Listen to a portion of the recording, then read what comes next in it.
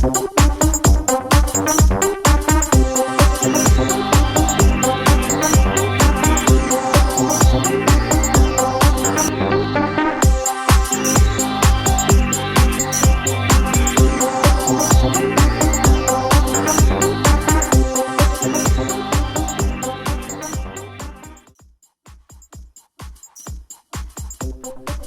this is Peter Gallagher with LousyWriter.com.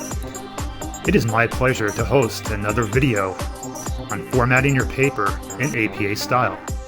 In this video, I am going to give you some tips on writing a thesis or dissertation in APA style. Writing that first thesis or dissertation can be a very daunting task on its own. Throw in a need for APA style guidelines in the paper, and it can be downright intimidating for the student who has never used APA style in the past. However, following APA style doesn't have to be a chore that takes all the enjoyment out of your writing. A large portion of following APA style involves common sense writing rules. Dozens of other APA resources can help you with the rest. Here I'm going to spell out many aspects of using APA style. APA is short for the American Psychological Association. The APA came up with APA style as a format for its members to follow as they wrote books and journals for the APA to publish. The initial APA style guidelines appeared in a magazine article in 1929. The first formal APA style book appeared in 1952. The format quickly grew in popularity, expanding well beyond APA members. Many educational institutions use APA style as a guideline for students writing a formal paper, such as a thesis or dissertation. So what does APA style cover? Well, by using APA style, the student has a comprehensive guideline for formatting all aspects of the paper. For example, APA style provides rules for the type and size of font to be used, the margins on the paper, and the use of punctuation. APA style also provides rules for citing references, presenting figures or illustrations, and creating tables. Essentially, APA style rules cover every aspect of the paper that you will be writing. The APA style rules have evolved over the years, making subtle changes.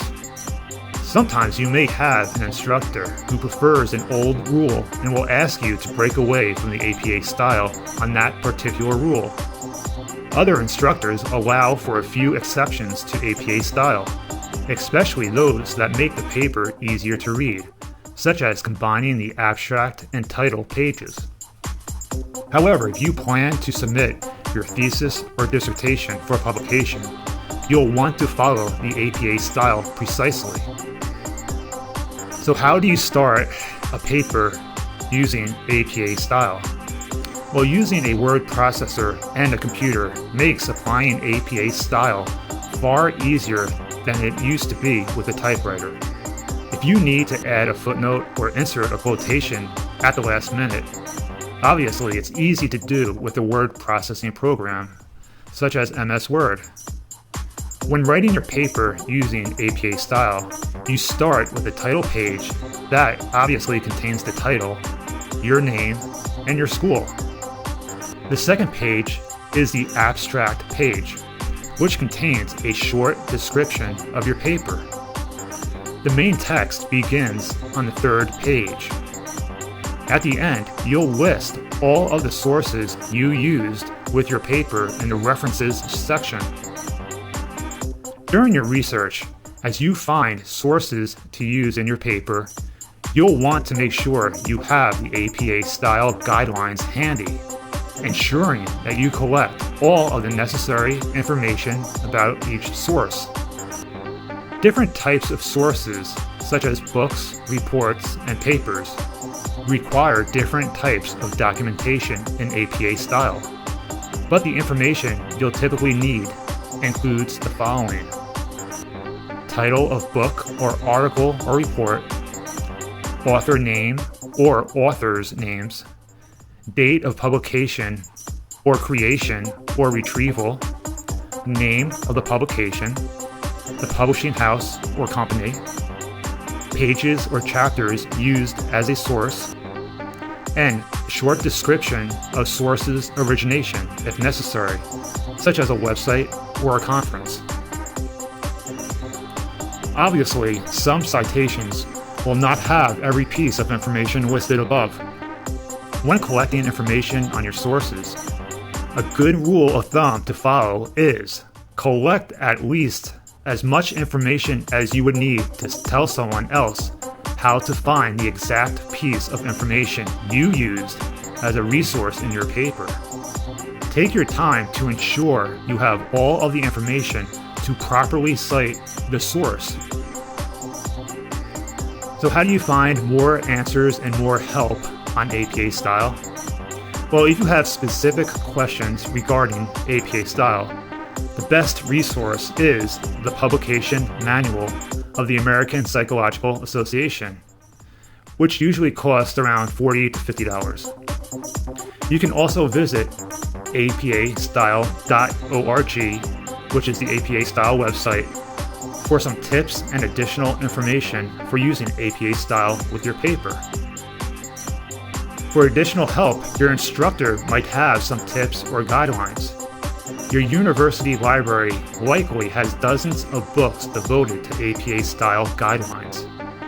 If all else fails, Google can provide dozens and dozens of websites that provide tips for correctly applying APA style rules in your paper. With so many APA style resources available, you can stop worrying about APA style and place all of your focus where it belongs, and that's on the substance of your thesis or dissertation. If you have difficulty remembering APA style formatting rules, I recommend using an APA formatting software. I use a product called Style Ease for APA Style, which automates the tedious process of formatting an APA paper properly. Style Ease sets up your paper in correct APA style and automatically formats your references. You can find more information about APA formatting software at www.formatpaper.com. I also recommend a product called Wizards for Word at wizardsforword.com. It's another manuscript formatting software that easily formats a paper in APA style, Chicago style, and MLA style. Finally, visit our website, lousywriter.com, to learn more about writing in APA style, as well as other writing styles. Thanks for your time. I wish you great success on your paper.